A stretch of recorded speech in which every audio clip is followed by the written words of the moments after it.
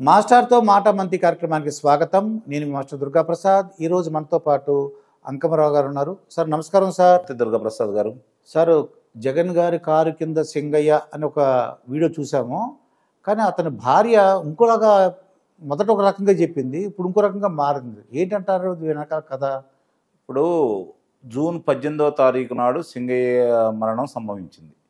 అదే రోజు వాహనం కింద పడ్డారని చెప్పని స్వయాన ఆమె ఫిర్యాదు చేసింది 18వ తారీఖు. మళ్ళీ ఈరోజు వచ్చేసి మళ్ళీ ఫిర్యాదు అయితే చేయలేదు, కానీ జగన్మోహన్ రెడ్డి గారితో మాట్లాడి బయటకు వచ్చిన తర్వాత విలేకరులతో మాట్లాడుతూ ఈరోజు అభియోగం మోపుతోంది. ఆమె అభియోగం ద్వారానే మామూలుగా ఈ యొక్క ఫిర్యాదు తీసుకొని ముందుకెళ్తున్నారు వీళ్ళు.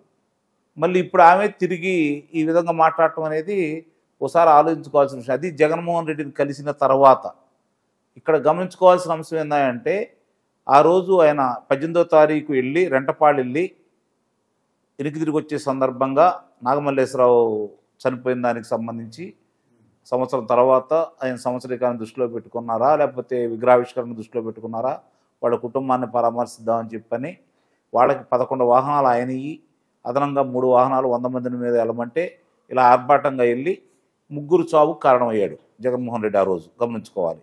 ఈయన సింగయ్య, రెండోది జయవర్ధన్ రెడ్డి, మూడోది ముప్పాళ్ళ గ్రామానికి చెందినటువంటి మధు అనే కుర్రవాడు. సరే, వీళ్ళిద్దరూ ఆయన కార్యకర్తలు. ఇప్పుడు సహజంగా దుర్గాప్రసాద్ గారు, నాకు అర్థం కాని విషయం ఏంటంటే, మామూలుగా ఆయన వాహనంలో వెళ్తున్నాడు, జనం వచ్చారు, ఎగబడ్డారు, వాస్తవమే, నాయకుడు ఆయన మీదకి ఎగబడ్డారు, వాహనం కింద పడ్డారని చెప్పని స్పష్టంగా అర్థమైపోతూ ఉంది. సరే, ఆయన వాహనం నాకు తెలియదు అని చెప్పని ఆయన అన్నా కూడా ఆయన వాహనం కింద పడ్డాడు, అలాగే కొంచెం దూరం అట్లా వెళ్ళింది, తర్వాత ఆగింది, అతను బయటికి లాగారు. ఇవేమీ నాకు తెలియదు అన్నట్టు ఆయన మాట్లాడుతున్నాడు. నిజంగా గనక ఆ వాహనం కింద వాళ్ళ నాయకులు ఎవరు, మాజీ మంత్రులు, మాజీ శాసనసభ్యులు, లేకపోతే వాళ్ళు ఎవరైనా సరే ఆ వాహనం కింద అలా పడి ఉంటే అలా వదిలేసి వెళ్ళేవాళ్ళ? అసలు లేదండి, అలా కుదరదు, వెంటనే అయిపోతారు కదా. మానవత్వం ఉండేవాళ్ళు ఎవరైనా చేసేది అదే కదా. ఒకవేళ అంటే ఇక్కడ ఒక దళిత కుటుంబానికి చెందిన వ్యక్తి సింగయ్య అనే వ్యక్తి, అతను అలా పడిపోయి ఉన్నాడు కాబట్టి పక్కగా లాగి వాళ్ళందరూ వెళ్ళిపోయారు. అంటే ఇక్కడే కుట్రకోవడం ఆలోచించుకోవాలి. మాకేం సంబంధం లేదన్నట్టు వాళ్ళు వెళ్ళిపోయారు. అతని గురించి ఎవరు పట్టించుకోలేదు, వాళ్ళ నాయకులు పట్టించుకోలేదు, కార్యకర్తలు కూడా పట్టించుకోలేదు. అతను ఆ రోజు చనిపోయాడు కాబట్టి. ఇంకోటి చాలామందికి తెలియని విషయం ఏంటంటే, అదే గ్రామానికి చెందిన కల్లూరు శ్రీనివాసరావు అనే కుర్రవాడు, తెలుగుదేశం పార్టీ నాయకుడు, ఆసుపత్రికి వెళ్ళి అక్కడ వాళ్ళ అప్పటికే చనిపోయారని ధృవీకరించిన తర్వాత 50,000 రూపాయలు అతను డబ్బులు కూడా ఇచ్చి రావడం కూడా జరిగింది పార్టీ తరఫున. దాని గురించి ఎవరు ప్రచారం చేయట్లేదు, దాని గురించి మాట్లాడట్లేదు, ఆమె మాట్లాడట్లేదు, ఎవరు దాని గురించి మాట్లాడట్లేదు. తెలుగుదేశం పార్టీ వాళ్ళు కూడా చెప్పుకోవాలా, ఎందుకంటే సహాయం చేయటం మాత్రం వాళ్ళ విధి కాబట్టి, దీన్ని ప్రచారం చేసుకోవడం ఇష్టం లేదు కాబట్టి వాళ్ళు దాని గురించి కూడా చెప్పుకోలేదు.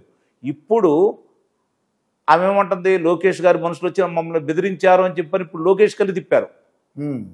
లోకేష్ బాబు గారికి సంబంధించి వాళ్ళ మనుషులు వచ్చారు 50 మంది, మమ్మల్ని బెదిరించారు అని చెప్పని చెప్తా ఉంది ఆమె.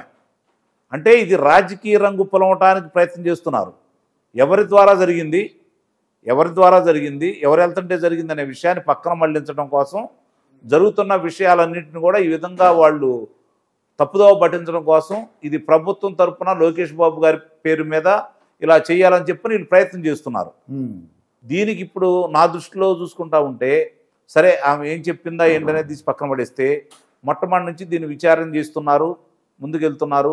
ఆ వాహనం కిందే పడ్డాడని చెప్పని విచారణ సంస్థలు నిగ్గు తేల్చాయి.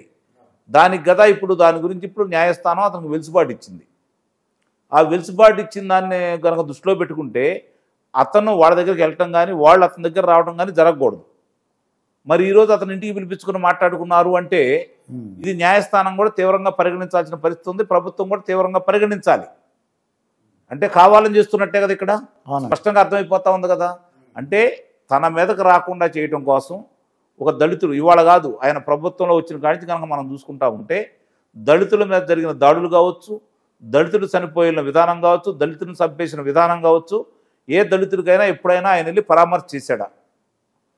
దళిత సంఘాలు, దళిత సమాజం కూడా ఆలోచించుకోవాలి. ఈరోజు ఒక్కళ్ళ పరామర్శించని చెప్పి చివరికి ఆయన లోక్సభ సభ్యుడు తిరుపతి, ఆయన చనిపోయినా కూడా వెళ్ళి పరామర్శించలేదు. అంటే దళితుల మీద ఆయనకు ఉన్నటువంటి ప్రేమ, దళితులు ఒకసారి ఆలోచించుకోవాలి. 2024లో చాలా వరకు ఆలోచించుకున్నారు కాబట్టే అతను 11 స్థానాలకు పరిమితం అయిపోయారు. మిగిలిన వాళ్ళు కూడా ఒకసారి ఆలోచించుకోండి. మీకోసం అతను ఏం చేస్తున్నాడు, మీరు ఆయనకి ఏం చేస్తున్నారు, ఒకసారి వెనక్కి తిరిగి ఆలోచించుకోండి. ఏ పార్టీలైనా ఉండొచ్చు, మీ ఇష్టం అది. కానీ మీకు ఉపయోగపడే వాళ్ళు ఎవరు,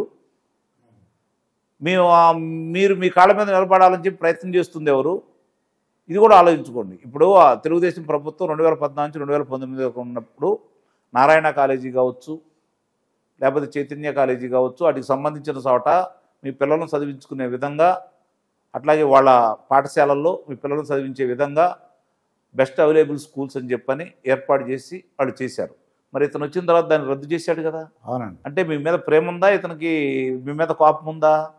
రెండోది, వాళ్ళు వాహనాలు ఇచ్చారు కదా తెలుగుదేశం పార్టీ వాళ్ళు, ఇన్నోవా వాహనాలు చదువుకున్న పిల్లలకి, వాళ్ళ కాళ్ళ మీద వాళ్ళు నిలబడతారని.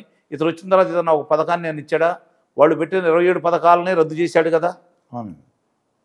ఏం మేలు చేశాడు? 11,000 ఎకరాల పైచిలుకు మీ భూమిని స్వాధీనం చేసుకున్నాడు దళితులు బలవంతంగా. ఇవన్నీ వాళ్ళకు అర్థమయ్యే రీతిలో చెప్పగలగాలి వీళ్ళు కూడా. అంటే ఆయనకి ఎంత ప్రేమ ఉందనే దానికి నేను ఉదాహరణ చెప్తున్నాను. విదేశీ విద్యా కానుక, అంబేద్కర్ విదేశీ విద్యా కానుక అని చెప్పి అంబేద్కర్ గారి పేరు మీద ఏర్పాటు చేయడం కూడా జరిగింది. దాన్ని కూడా రద్దు చేశాడు. చివరి సంవత్సరం పేరు మార్చుకొని జగనన్న విద్యా కానుకని పెట్టుకొని ఎంతమందిని చదివించాడో చెప్పండి ఈరోజు. ఇవన్నీ మీకు ఏం చేశాడు ఆయన అధికారంలోకి వచ్చిన తర్వాత? ఇవన్నీ కూడా అంటే రాజకీయంలో అతను ఎదగటానికి, పదవులు రావడం కోసం, ముఖ్యమంత్రి కావడం కోసం మీరు ఉపయోగపడుతున్నారు తప్ప, ముఖ్యమంత్రి అయిన తర్వాత బటన్ నొక్కడం తప్ప మీకు ఏం జరుగుతుంది? దానివల్ల ఎంత లబ్ధి చేకూరింది? ఈ మద్యంలో సంబంధించి కల్తీ మద్యం తాగి మీ కుటుంబాల్లో ఎంతమంది చనిపోయారో ఈరోజు లెక్కలైతే ఉన్నాయి కదా. ఈ రోజుకి మీరు వైద్యశాల చుట్టూ తిరుగుతూనే ఉన్నారు కదా. 30,000 మంది ప్రాణాలు పోతే అందుట్లో ఎక్కువ మంది దళితులే కదా. ఒకసారి ఆలోచించండి. సమాజం కూడా ఒకసారి వెనక్కి తిరిగి ఆలోచించుకోవాలి. ఏం జరుగుతుంది, ఎవరు రాజకీయం చేస్తున్నారు, ఎవరి కోసం రాజకీయం చేస్తున్నారు, ఎవరు స్వలాభం కోసం చేసుకుంటున్నారని చెప్పి స్పష్టంగా అర్థమవుతానే ఉంది కదా. ఇంకా అయితే చంద్రబాబు నాయుడు గారు కూడా ఆశ్చర్యపోయారండి. నాకు ఇంత రాజకీయ అనుభవం, ఇలా కూడా చేయించారు రాజకీయం అని చెప్పేసి. ఆ ముందు లూర్ది మేరీ విషయంలో చాలా ఆయనకి ఆశ్చర్యం కొలిపిందటండి ఆయన. అంటే ఇప్పుడు ఒక రాజకీయ నాయకుడిని ఎదుర్కోవటం వేరు, రాజకీయ నాయకుడు ఆలోచన ఎలా ఉంటాయో అన్నీ తెలియకపోయినా కొంత ఏళ్ళకు కూడా తెలుసు కాబట్టి ఆ రూట్లో వెళ్తారు. కానీ యువతలో ఉన్నట్టు రాజకీయ నాయకుడు కాదు కదా. అది ప్రజల కోసం, ప్రజా సమస్యల గురించో పార్టీ ప్రజల కోసం పోరాడి రాజకీయంగా ఎదిగి ముఖ్యమంత్రి కావటం లేకపోతే వేరేది కావటం చేసుకోవాలనుకుంటే అది వేరు. కానీ ఇలా అలా అధికారం ఒకటే పరమాది, దానికోసం ఎన్ని అడ్డదారులైనా దొక్కొచ్చు, ఎన్ని అబద్ధాలైనా ఆడొచ్చు అనే విధంతో కదా వీళ్ళు ముందుకెళ్తుంది. కళ్ళ ముందు కనపడుతుంది కదా. ఏ రాజకీయ పార్టీని ఇలా విమర్శించకుండా ఈ రాజకీయ పార్టీని ఎందుకు విమర్శిస్తున్నామంటే 5 సంవత్సరాల ఆంధ్ర రాష్ట్ర ప్రజలు పడ్డ ఇబ్బందులు, ఆ రాష్ట్ర ప్రజల్లో నేను ఒకటిగా జరిగిన నష్టాన్ని, నిర్వీర్యమైపోతున్న ఒక తరం యువతని దృష్టిలో పెట్టుకొని భవిష్యత్తులో ఇలాంటి వ్యక్తి మళ్ళీ రాజకీయాల్లో మనుగడ సాగించకూడదనే ఆలోచనతోటి మాత్రమే నేను మాట్లాడుతున్నాను. రాజకీయాలు చాలామంది చేశారు, అవినీతి పరులు ఉన్నారు, నీతి పరులు అందరూ నీతిపంతులు అని చెప్పైతే నేనేం చెప్పను. ఇప్పుడు తెలుగుదేశం పార్టీ కూటమిలో కూడా వీళ్ళందరూ స్వచ్ఛందంగా కడిగిన ముత్యాలు, వాళ్ళు ఈ దేశం కోసం ఏదో చేస్తున్నారని అయితే నేను భావించను.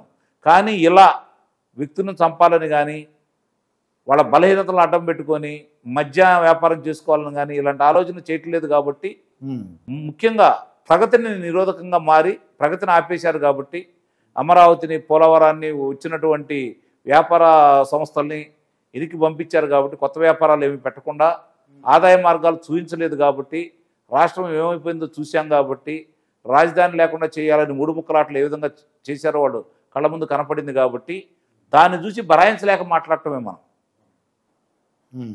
ఎందుకంటే ఏ రాజకీయ పార్టీలైనా అంతిమంగా అధికారం కోసం ప్రయత్నిస్తాయి.